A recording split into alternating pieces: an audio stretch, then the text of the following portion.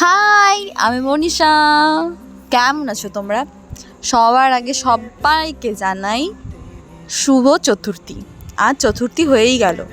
দেখতে দেখতে 5টা দিন যে কিভাবে চোখের নিমেষে কেটে যাবে তার কোনো ঠিকই থাকবে না। কিন্তু তাও সকলকে জানাই শুভ শারদিয়া। তোমরা খুব সাবধানে পুজো কাটিও, খুব মজা করো, খুব খাওয়া দাওয়া করো, যেটা করতে ইচ্ছে হবে সেটাই করো। আশা করছি সবার পুজোর বাজার কমপ্লিট। আমারও মোটামুটি নয়, আমারও কমপ্লিট প্রায়।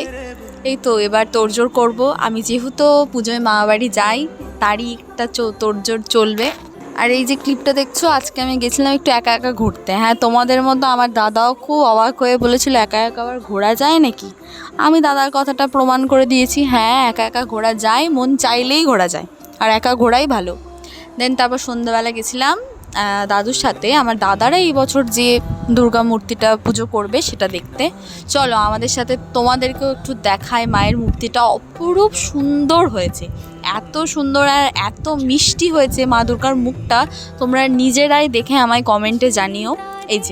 এই হলো আমার মা, এসে গেছেন মণ্ডপে, এখনও সাজানো কমপ্লিট হয়নি।